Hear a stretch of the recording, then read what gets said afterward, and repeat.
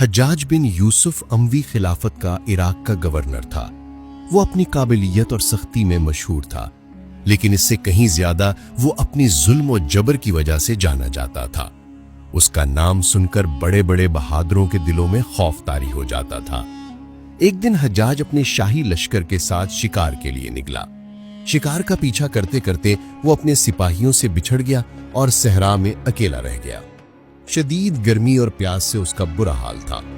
کچھ دیر بھٹکنے کے بعد اسے دور ایک چھوٹا سا کھیت نظر آیا، جہاں ایک انتہائی غریب اور بوڑھا کسان کام کر رہا تھا۔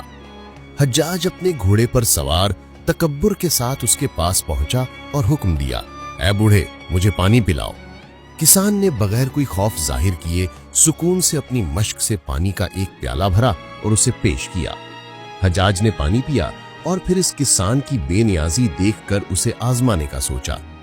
اس نے کسان سے پوچھا، اے کسان، تم نے اپنی زندگی میں بہت سے حاکم دیکھے ہوں گے، مجھے بتاؤ تمہارے خلیفہ عبد الملک بن مروان کے بارے میں تمہاری کیا رائے ہے؟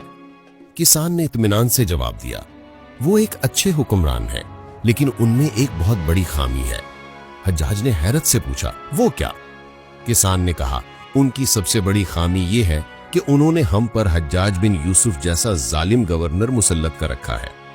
یہ جواب سن کر حجاج کا چہرہ غصے سے سرخ ہو گیا۔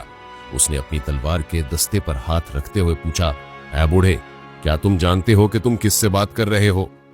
کسان نے نفی میں سر ہلایا۔ حجاج نے غرور سے کہا، میں ہی حجاج بن یوسف ہوں۔ اسے یقین تھا کہ یہ سنتے ہی کسان اس کے قدموں میں گر کر معافی مانگنے لگے گا، لیکن کسان کے چہرے پر خوف کی کوئی رمق تک نہ آئی۔ اس نے اسی سکون سے حجاج کی طرف دیکھا۔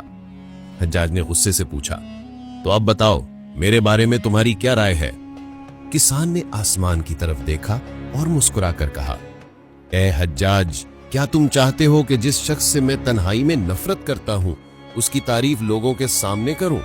میرا دل اور میری زبان ایک ہی بات کہتے ہیں، تم ایک ظالم اور جابر حکمران ہو۔ یہ جرت پر حجاج جیسا ظالم شخص بھی دنگ رہ گیا۔ اس نے سوچا کہ اس بوڑھے کو اس کی حکمت سے ہی شکست دی جائے۔ اس نے ایک اور سوال پوچھا، اچھا یہ بتاؤ، اگر خلیفہ اتنے اچھے ہیں تو انہوں نے مجھ جیسے ظالم شخص کو تم پر گورنر کیوں بنایا؟ اب کسان نے جو جواب دیا وہ تاریخ میں ہمیشہ کے لیے امر ہو گیا۔ اے حجاج، اس کی وجہ یہ ہے کہ اللہ ہر قوم پر ویسا ہی حکمران مسلط کرتا ہے جیسی وہ قوم خود ہوتی ہے۔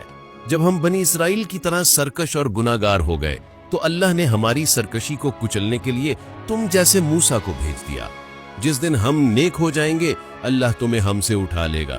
حکمران قوم کے اعمال کا عکس ہوتے ہیں۔ یہ گہرا اور حکمت بھرا جواب سن کر حجاج جیسا ظالم شخص بھی لاجواب ہو گیا۔ اس کے پاس کہنے کو کچھ نہیں بچا تھا۔ وہ خاموشی سے اپنے گھوڑے پر بیٹھا اور اپنی راہ لی، اس بوڑھے کسان کو کوئی نقصان پہنچائے بغیر۔